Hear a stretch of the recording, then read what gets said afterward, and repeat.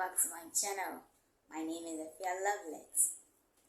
So in today's episode, we are going to talk about depression. What at all is depression? How often can depression affect someone? Does depression actually have an age group?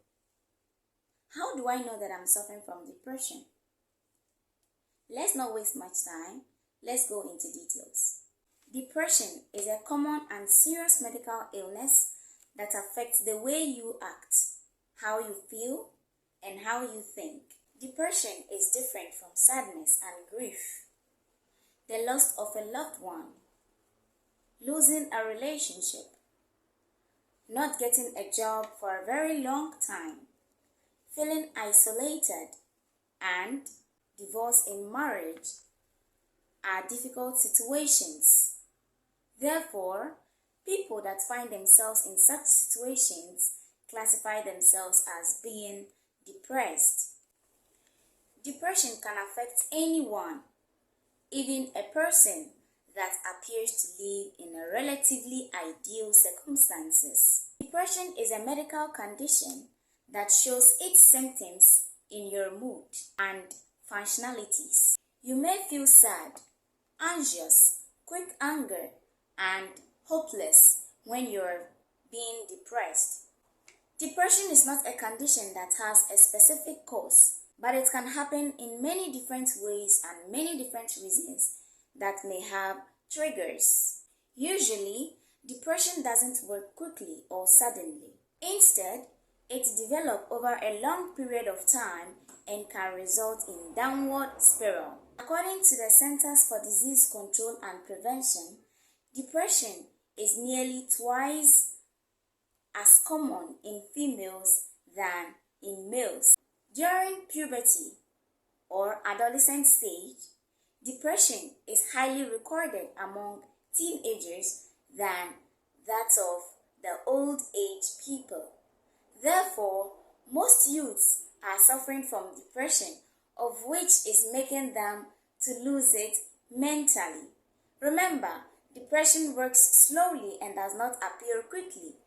Depression doesn't actually have a symptom, but the common symptoms that you may realize or see or notice in your system present different symptoms depending on the person. But for most people, depressive disorder changes how they function day by day. And typically, for more than 2 weeks, some of the common symptoms of depression are changes in appetite, loss of weight, lack of sleep, lack of concentration, lack of interest in activities, isolation, hopelessness or guilty thoughts, changes in movement, physical pains and aches, suicidal thoughts. So these are some common symptoms that you may realize or identify when someone is being depressed. Let's quickly look at some of the causes of depression. The first causes of depression is trauma. When people experience trauma, especially at their early ages, can cause long-term changes in how their brain responds to fear and stress. These changes may lead to depression. The second causes of depression is genetics. Mood disorders such as depression tend to run in some families.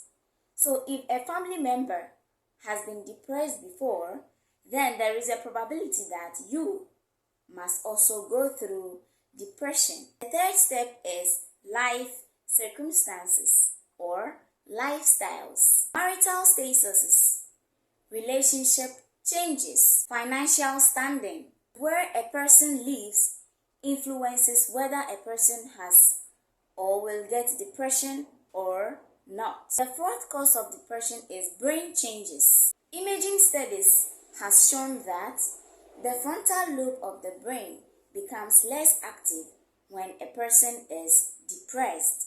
Depression is also associated with how the pituitary gland and the hypothalamus respond to hormone stimulations. The fifth cause of depression to talk about is medical issues or medical conditions. People who have a history of sleep disturbance, chronic health illness, attention deficit hyperactivity disorder are more likely to develop depression. Some medical syndromes can mimic depression.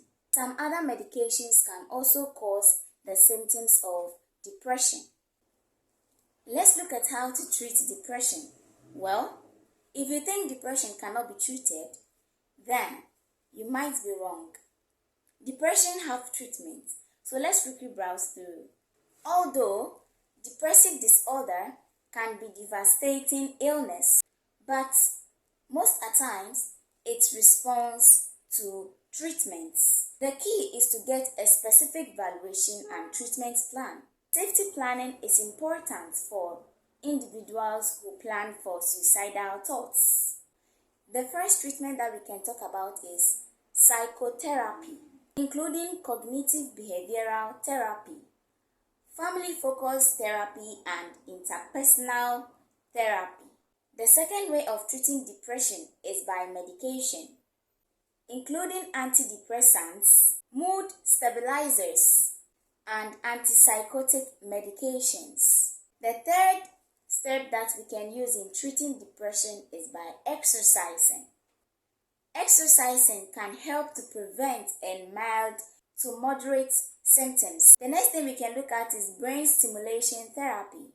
Brain stimulating therapy can be tried if psychotherapy and medications are not able to work out in treatment of depression. Depression can kill. Depression can destroy your life. You can lose your life through depression. The more you share, the more you get help.